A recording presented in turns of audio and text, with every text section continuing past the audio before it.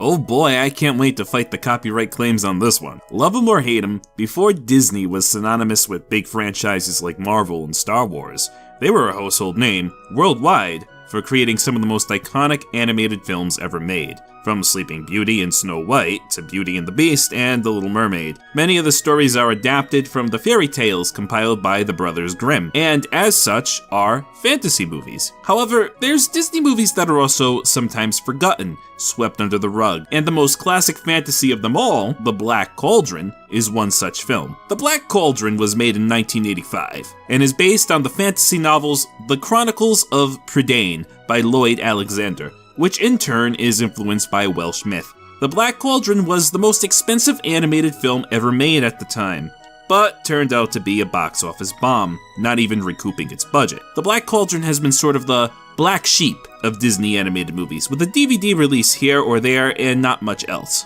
The Black Cauldron tells the tale of Taran, an assistant pig keeper to a man named Dolben. Taran's day-to-day duties involve looking after a pig named Henwin, when it's revealed that Henwin can give visions of the location of the Black Cauldron, a powerful ancient artifact capable of raising an army of the dead. It falls upon Taran to keep the pig safe from the clutches of the wicked Horned King, who seeks the cauldron for his own cruel purposes.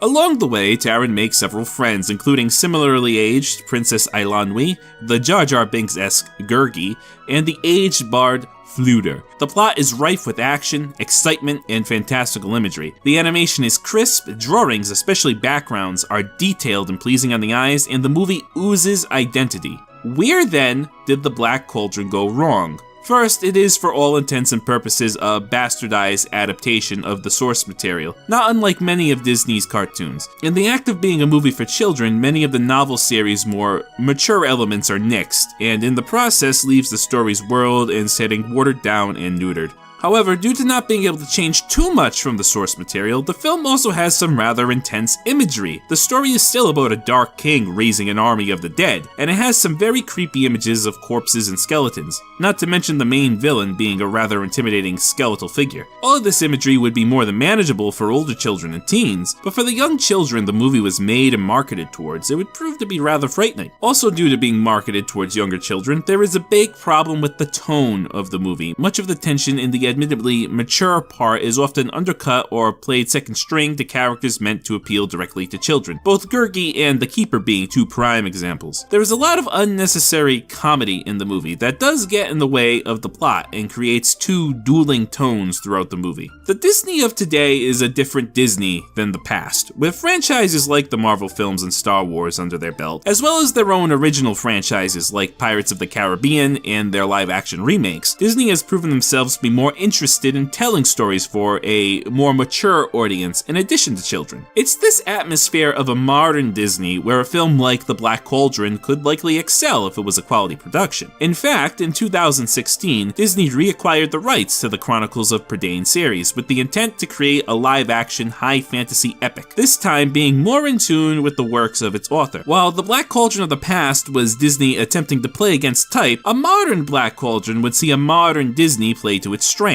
Of all the animated movies of Disney's past, I find The Black Cauldron the most in need of a remake, and also the one with the most potential, and I do look forward to what the future holds. As for the 1985 movie itself, if you want a nostalgia trip to see the transitional period between the Disney of the 50s and 60s to the Disney of the 90s in its height, then The Black Cauldron can be thought of as its awkward teenage years. The ultimate truth is that The Black Cauldron is not a bad movie, but it is, however, a subpar one despite excellent animation. It's cut short and held back by the marketing priorities of its time, though if there was reason to recommend it, it would be the excellent animation. It has a very poignant style to it, and has terrific fantasy imagery, not unlike the Bakshi Lord of the Rings films from the 70s. Perhaps the best reason to watch The Black Cauldron is not for the movie itself, but to be exposed to the Chronicles of Prydain series, and also to be prepared for the inevitable live-action epic. But in the end, The Black Cauldron will always remain the black sheep of Disney films, maybe for being a little too fantasy